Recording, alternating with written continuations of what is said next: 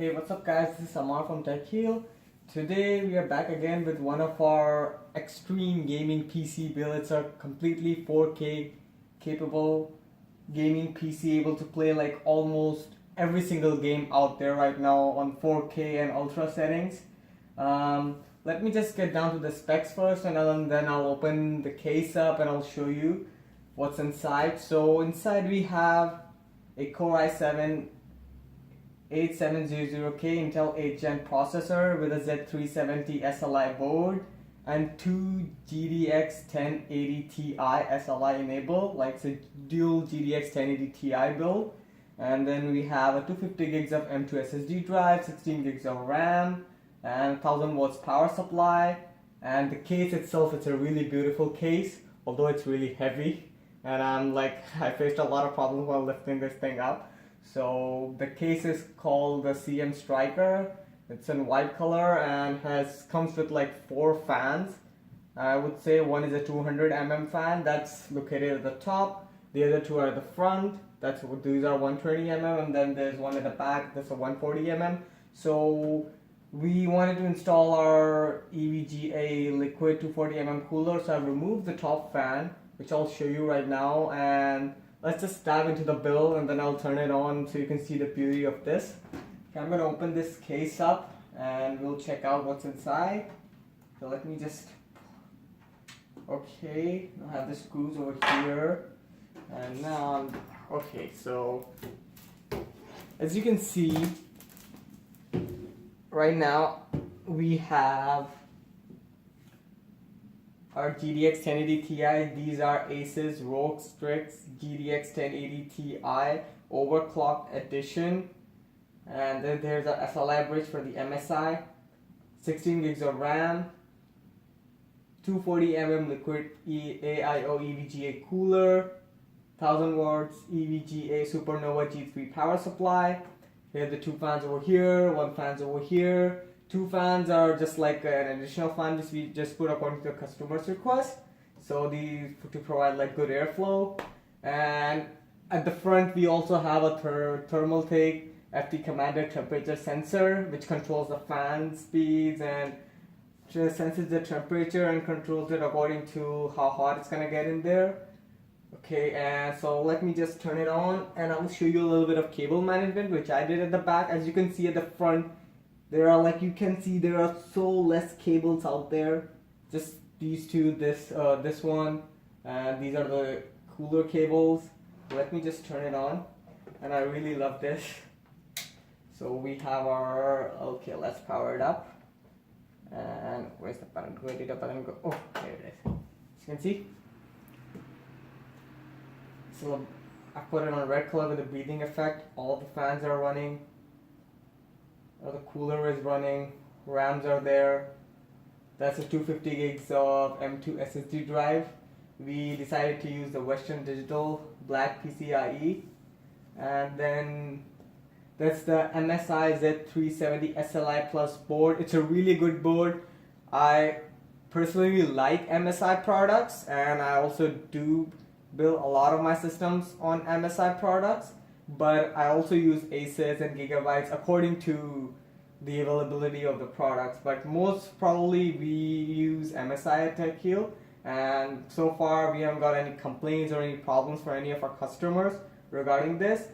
But this time for the graphics card, the initial plan was to use the MSI Gaming X Edition, but our customer requested it to be the Asus. He wanted it Asus ones, so we provided him with the Asus, as well as for the case and the temperature sensor. That's also our customer's customizations, because I will be posting a link down in the description for the build which we have on our website. You will notice that the case we have is different. That's a full tower glass case with RGB fans, but no temperature sensor. But the customer didn't want that. He liked this one, so we decided to give him this. It all depends on the customer. Like, we like when our customer asks us for customization, because it provides us a little bit of a challenge and everything, and we love to build according to that. So let me just turn it up so you can see the front. It's really heavy. It's gonna take some time for me to turn it up. Whew. Oh man. Okay. cannot turn it up fully, but as you can see, here's our temperature sensor over here. It's completely touch, can increase and decrease the fan speed and everything. What I'm gonna do is I put everything to auto. It automatically detects the temperature and then the fan speed and everything. There are a lot of things going on in this, so we'll explain a little bit later. But yeah, this is a temperature sensor, and I haven't used the temperature sensor for my builds because I automatically let the board decide, but this is really good if you want to control the fan speed according to your will and have the PC cool itself really quicker than the usual, because if you set this to manual and raise the fan speed to like the maximum out there, it does really work really good. But never ever leave it on max all the time, because the harder the fan spins, it's gonna get, sometimes the fan can get, you know, broken or something or damaged, and then you might need replacement. So setting it up on automatic is really good, so it can increase the speed according to the temperature. So, and then we still have 1, 2, 3, 4, 5, 6, 7, and 8 5.25 inch drives, so you can put DVD ROMs and everything, or we have like the hard drive inside. These fans do light up, but a customer requested that he wants something powerful but plain and simple. It doesn't like a lot of lightnings in RGB, so we just removed the lightning out of it. And with this temperature sensor, some of the times you won't be able to light up the fans if they have an external power. Like I'll show you this connector we have over here. It was for the back fan. One was for like the fans, and the other one was for the lightning. But due to we wanted it to be controlled by the temperature through the sensor, so we had to do a little bit of modifications. But yeah, even without lightning, it works really good. So I'll have it over here. Let me just turn it up. As you can see, the cables, good cable and best cable management means good airflow and everything. So we have as this is an SLI with a 2 GTX 1080 Ti. If you overclock this build, it's gonna get really hot inside. So good cable management, you have good flow of air and everything. And there's a cooler at the top. Most of the time I put the cooler at the top. The reason is really simple. If you don't know, I think some of people might agree with me on this, some don't, but hot air, when the cold air is down, when the cold air is inhaled inside, it pumps the hot air to go upwards. Means that it's gonna get out. It has to get out. So that's why we put it on the top. The sooner the hot air increases, and these fans and the fans at the bottom takes in the cold air, it just pumps it upwards and through this rear fan and this AIO cooler, it's gonna get out. So that's a little bit of explanation for that. Okay, and let me just turn it up a little bit more so I can show you the amount of cable management. Sorry, I hit my head accidentally on the fan. Okay, this is really heavy. I don't know. Wow. Oof. Hope I don't drop it. Here you go. Oof. There you go. Oh, it's falling down. Okay, so now turn it up completely. I'll open the back up so you can see the cable management practices which I did, and you should be able to follow that. It's a really good cable management, but it all depends on your artwork. So I know a lot of people here can do even better or have some different ideas regarding how to manage this thing. So it all depends on you and your hard work and how much time you spend on it. We do spend a lot of time on this build because there were a lot of cables to manage on this one. So let me just put this down, and oh yeah, as you can see, beautifully done. All of the cables separate tied up, properly managed. These are the cables for the cooler. This is for the rear fan.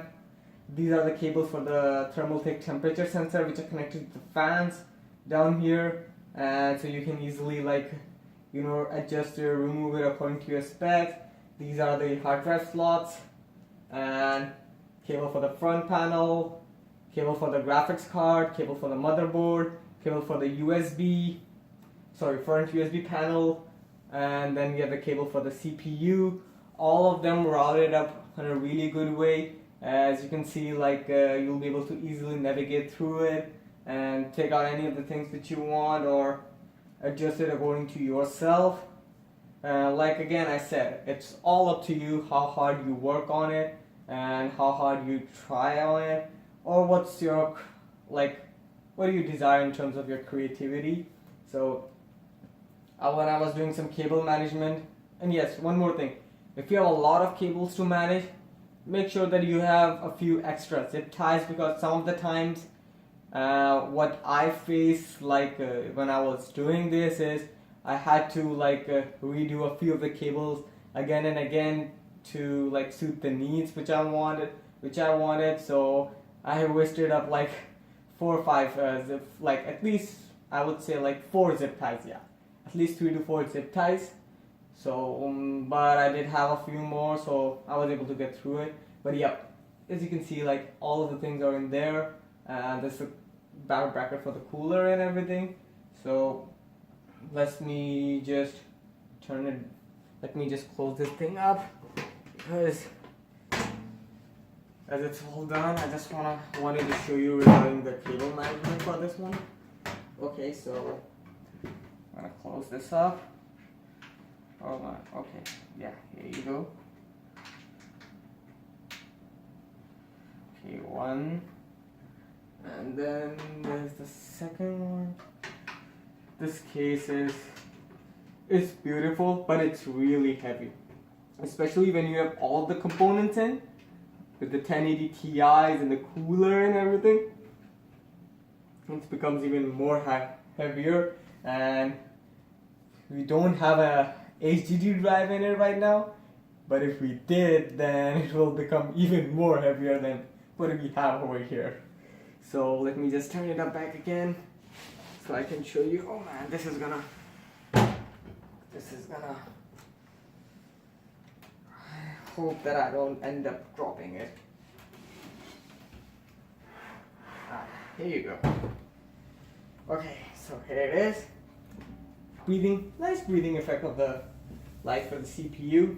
And so guys, I hope you enjoyed this video and it was informative for you. I'm gonna post the link to our Facebook page, our website down in the description, which has the entire details of the build and everything.